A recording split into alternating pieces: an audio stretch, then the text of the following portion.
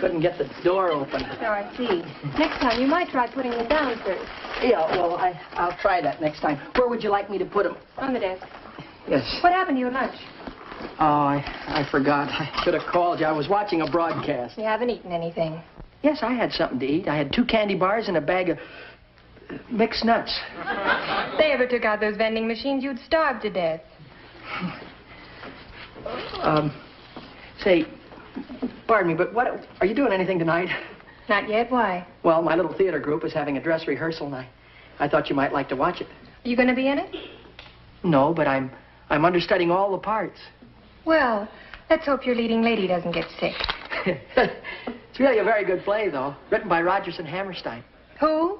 Rogerson P. Hammerstein. He's one of the students at the school. No, thanks, Mickey. If you were in it, I'd love to. But tonight's my night for washing my hair and doing my nails and stuff. Oh. Mike, I know it's none of my business, but how long have you belonged to this little theater group? About a year. And how much does it cost you? $60 a month. And have you ever been in a play? No.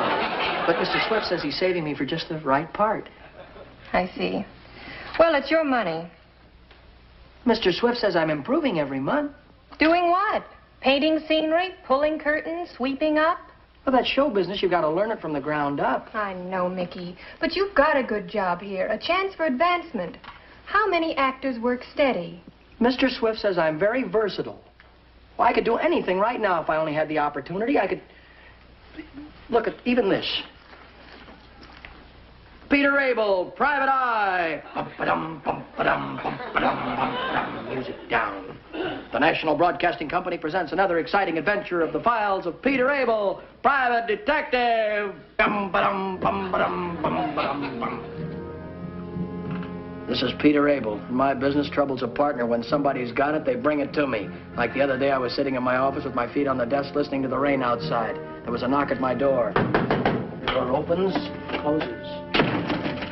It was a man, not just any man. When I looked up at this one, I felt like a little kid looking up at the Empire State Building for the first time. I guessed him to be a good 7 feet tall, and he must have tipped the scales at around 300. The gun in his hand was big, too. Is your name Peter Abel? That's right. And get up from the desk, Mr. Abel, and walk over to me. Okay, now, what's the idea of that gun? Just to make sure you don't give me no trouble. Give you any trouble? Do you mind if I have a cigarette? Give me a gun, or I'll break your arm off.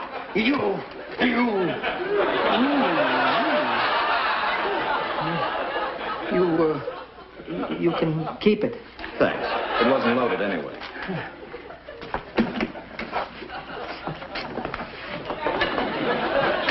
I wonder if we could trade him off to another network. Oh, he's all right, Mr. Brown. He's just ambitious. So is Machine Gun Kelly. But he's really an awfully nice guy. He's just obsessed with becoming an actor. Why? I don't know. It's in his blood, I guess. His mother was in burlesque. What does his father do? Juggle? No, he's a policeman. It's kind of romantic the way he met Mrs. Mulligan. He was with a squad that raided the theater where she was, dancing. Well, it must have been a case of love at first sight. Mr. Brown. Well, I wish him luck, but he hasn't a chance in television. Why not? Well, he's too small to be a wrestler and too big to be a puppet.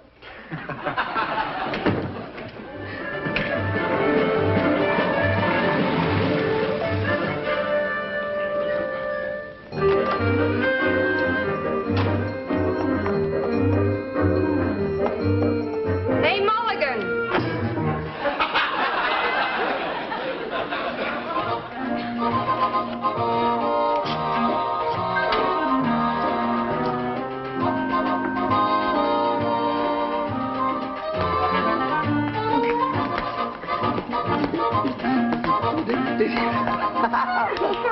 Oh, Michael, have a nice day.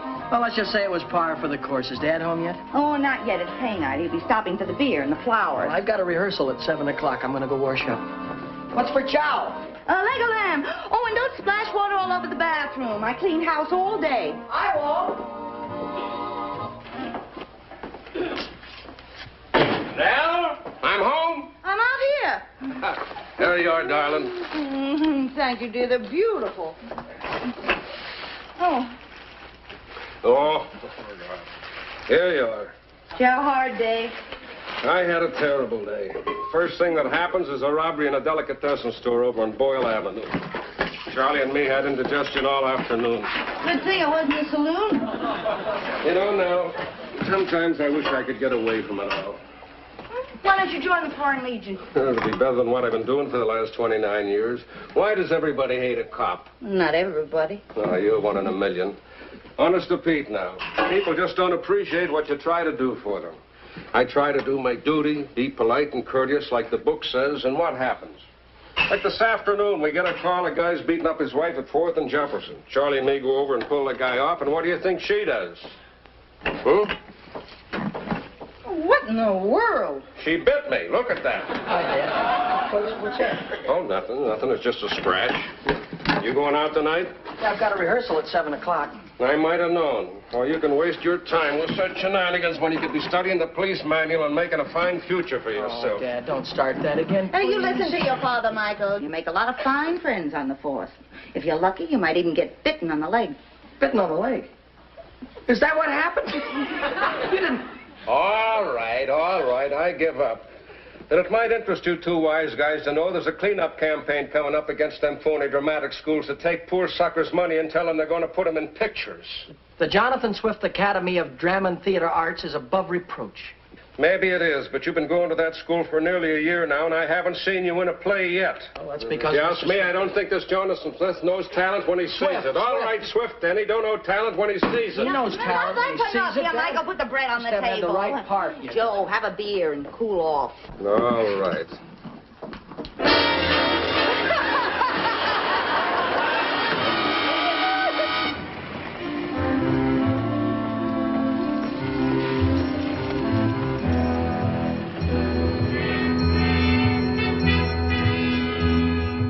Now remember, darling, the exit is grandly. Then pause, glance over your shoulder at Robert. I'll be glancing back at a bare stage if David doesn't get here soon. It must be almost 8 o'clock. Harvest time! He doesn't answer his phone, Mr. Swift. I've let it ring a good 5 minutes. Oh, why does this have to happen to me? Where's it going? Get back to the wings. Yes, sir, I will. Oh! What are you thinking, that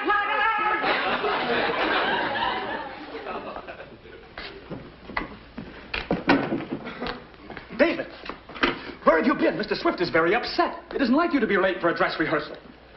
Well, Yes, Mr. Swift. there you are.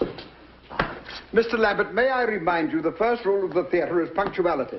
In the future, tardiness will not be tolerated. Now, if you'll kindly consent to get into your costume, we'll proceed with the rehearsal. We'll start with the first act since the late Mr. Lambert does not make an entrance. Well? I can't go on. What did you say? I said I can't go on. Right, speak up, man, speak up. Remember, round, pear-shaped tone. How now, round cow? What do you mean you can't go on? It's my voice, laryngitis. I can't talk. Well, these sort of things will happen and must be taken in stride. But remember the one thing I've always told you. The first rule of the theater is the show must go on. We'll put on the understudy. Let the curtain just collar and I'll take it right up. Oh, hi, David. You finally got here, huh? We were worried about you. Thank you very much. What's the matter with your voice? Laryngitis. Oh, that's too bad. Have you tried lemon and honey for it? I've tried everything. Do you think you're going to be all right for tomorrow night? I'm afraid not. Well, it's a good thing you got an understudy. Understudy? That's me! Yes, Mulligan, that's you. But this is wonderful, a chance I've been waiting for. After all the work and study, all these months, my prayers have been answered. Not just a meager little walk-on, not just any little part, but the lead. Me!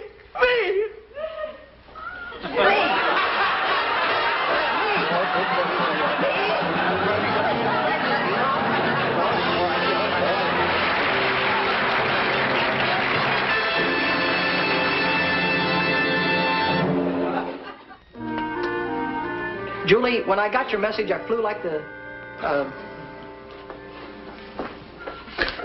wind. Julie, when I got your message, Julie, when I... Michael, Yes, Mom. got the jitters?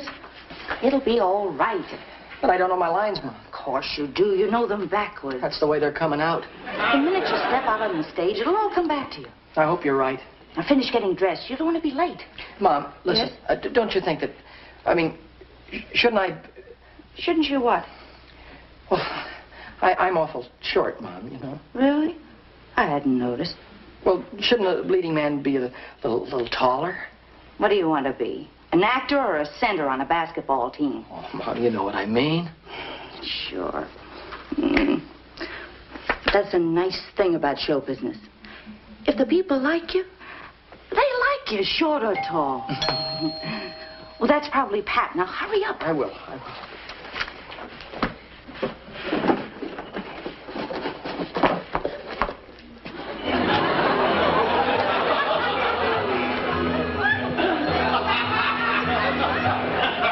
Hello, Pat. Hello, Mrs. Mulligan. Hey, what a pretty dress. Thank you. Just an old rag I wear to opening night. How's the leading man holding up? Well, he's a little nervous. You should have seen him at work today. Hi, Sarge. My, you almost look pretty. Nell. Is this tie all right, or should I wear the red one with the gold stripe? For heaven's sakes, Joe, you look fine. Anybody would think you were going to be in the play instead of Michael. Well, I've got to look presentable. After all, he is my own son. Say it's late. Isn't he ready yet? Michael! I'll be right there, Mom. Now, look, Nell, you know about these things. Is he going to be all right? He'll do fine. After all, it's just a little theater, and they're all students. No, you don't know. Somebody's liable to be there that's important. I asked Mr. Brown, my boss. He'll be there. Now, you see, Nell? Mike? Yes.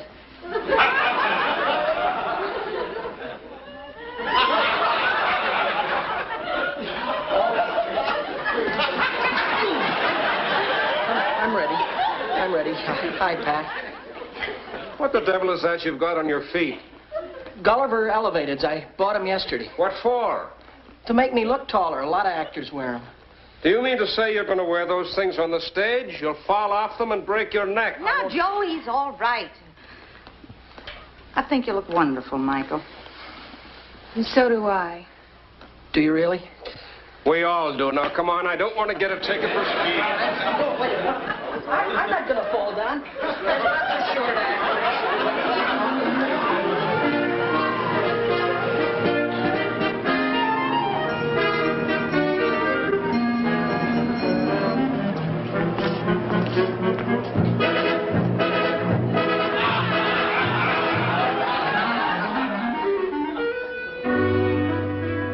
Julie.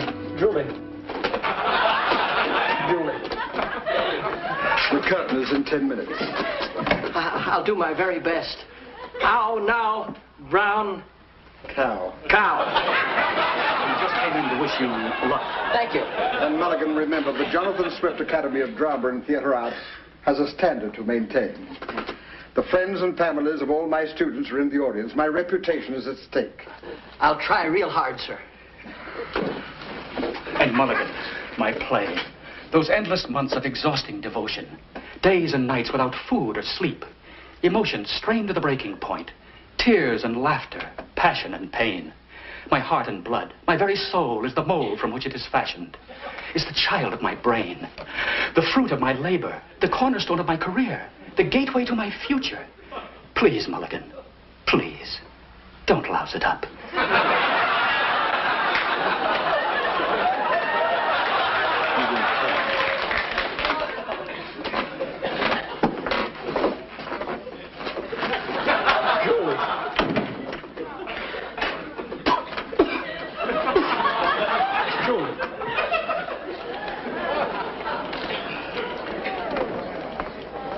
For heaven's sakes, relax. Take a letter, Miss Harding. Oh, hi, Mr. Brown. I'm sure glad you could come. Well, there aren't many secretaries that'd do this for. I'd like you to meet Mickey's parents, Mrs. Mulligan, Mr. Brown. How do you do? How do you do? I wish this thing would hurry up and start. You don't mind handing the curtain, do you, Rogerson? No. It never occurred to me to have an understudy for Mulligan. Mr. Swift! How now, brown cow? You found it! Yes, owe it all to streptochlorosulfoseton. Hallelujah! Quick, in your costume. There's not a moment to lose. I'll make the announcement. Ladies and gentlemen, welcome to the Jonathan Swift Academy of Drama and Theatre Arts. This is to be the premiere of Rogerson P. Hammerstein's new drama, Tomorrow Starts September. There's been a slight change in the cast, I'm very happy to announce. The part of Robert Heather will be played by David Lambert. Thank you. Why, that's Michael's part. It is? I wonder what could have happened. I'm certainly going to find out. Oh, don't take it so hard, Mulligan, old boy. It's all part of the game. And you must admit you're not exactly the heroic leading man type, you know. I guess you're right. Mike, what's going on? What's that fella out there mean saying somebody's going to play your part? That's right, Dad. David here. Oh, David Lambert, this is my father, Mr. Mulligan. How do you do? He had laryngitis and lost his voice. He finally got it back. That's right, streptochlorosulfacetin, the new wonder drug. But, Mike, what about you? Hey, Mulligan, get out there and stand by the curtain. David, hurry up. But, Mike... That's the way it goes, Dad. That's show business. Well, very glad to meet you, Mr. Mulligan. That's a fine boy you have there.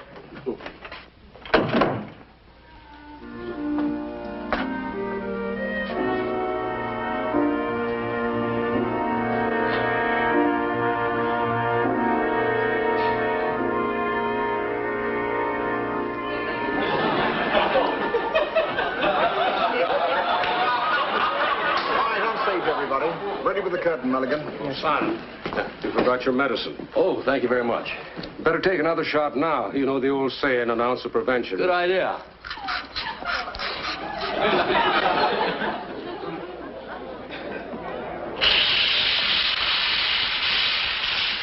Julie. Yes, Father. Julie, I'm your father. The most important thing in my life is your happiness. I know. Far be it from me to advise what course you must take. Of a certainty, that must be your decision. But there is your mother to consider. I've made a mistake, and I'm sorry. There's Robert. It is your decision. But whatever you decide, you have my blessing. Father. I'll be in my study. But remember, Julie, tomorrow starts September. Come in. Robert.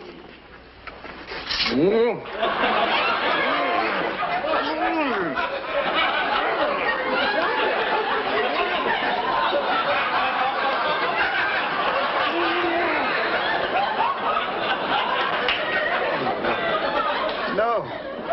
Pull the curtain. Get the rest of your costume. Well, what's happened? He's lost his voice again. Well, come on, get going.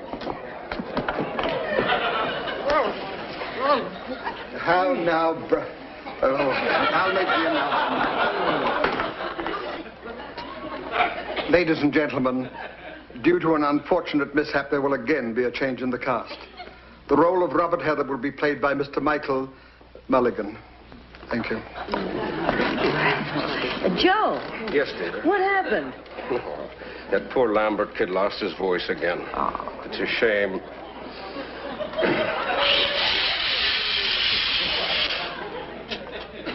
Julie. Yes, Father. Julie, I'm your father. The most important thing in my life is your happiness. He was keeping Mulligan. You missed his cue. For me to advise you what course you must take, that must most certainly be your decision. But there is your mother to consider. I've made a mistake, and I'm sorry. That's Robert. It is your decision. But whatever you decide, you have my blessing. Father. I'll be in my study. But remember, Julie, tomorrow starts September. Come in.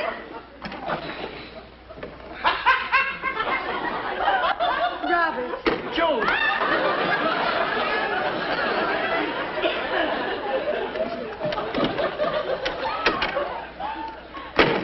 Julie!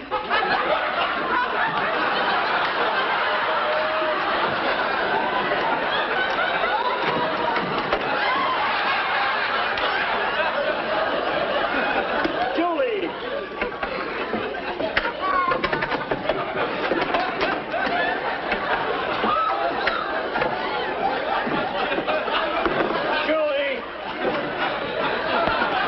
Forget the picture. Get on with the play. Julie.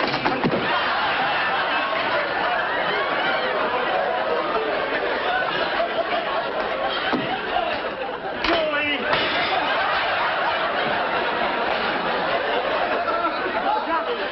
There's something I must tell you.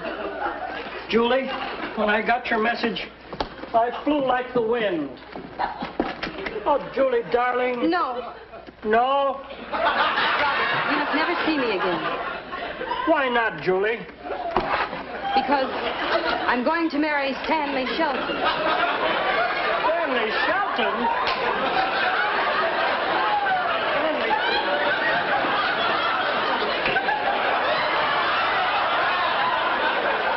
Oh, you can't mean that, Julie. It must be some sort of a joke. Please, Robert, don't make it any harder for me than it already is. But I don't understand this. Robert, it doesn't make sense. Just leave it. But what of our love? And when September comes again, look back and remember. But I can't let you go. Please, Robert, please. It's been beautiful, but it must end. Wait. All right, then. I will go. But our love will remain. And when September returns again, and September, after September, I'll always remember. And we will be together due to circumstances.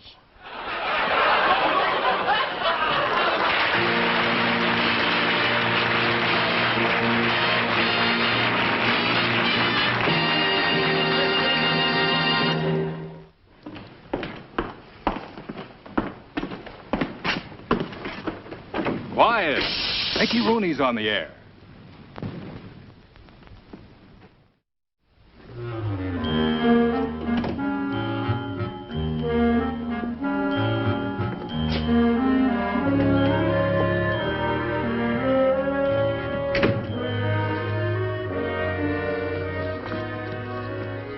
Mickey, come on now, snap out of it. It isn't the end of the world. It isn't? No, it isn't. It's not so much for myself, but poor Mr. Swift. I can't stand to see a grown man cry. And poor Rogerson. If I couldn't run faster than he can, he'd be a murderer today. Well, good morning, Mulligan. Say, I'm sorry I didn't get to thank you last night. Thank me for what? I haven't had so much fun in years. I laughed myself sick. Well, you weren't supposed to laugh. It wasn't a comedy. I ruined everything. You didn't ruin anything. That was the worst piece of trash ever written. The greatest actors on earth couldn't have made anything of it. They couldn't? Of course not. At least you made the people laugh, and when you can do that, you've nothing to be ashamed of. I was telling Mrs. Brown about it at breakfast this morning. When you pulled off the doorknob. Oh, well, the door, it was... And when you smashed the vase. I hit it, knocked that. I didn't... Well, at least I'm glad he had a good time. The whole thing was a break for me, too. A break for you? What do you mean? Well, now that you're not with that Swift Academy of whatever it is anymore, you'll have a free evening to take me out. Like tonight, for instance? For instance? Now, get back to work, Mulligan. Yes, ma'am.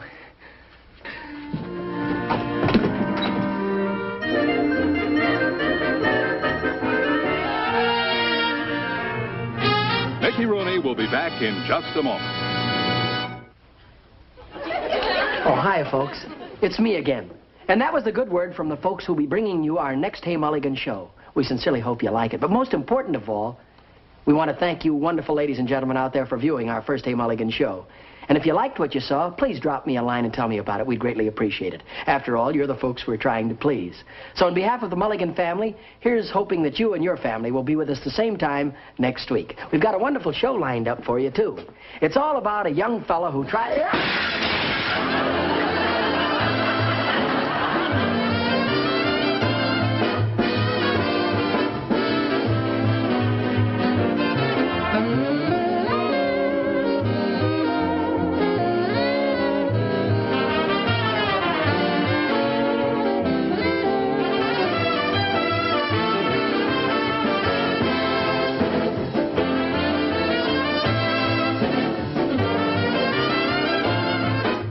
The Mickey Rooney Show was brought to you by Green Giant brands. Green Giant peas, new processed Niblets corn, Niblets Mexicorn corn with peppers, and Green Giant cream-style corn.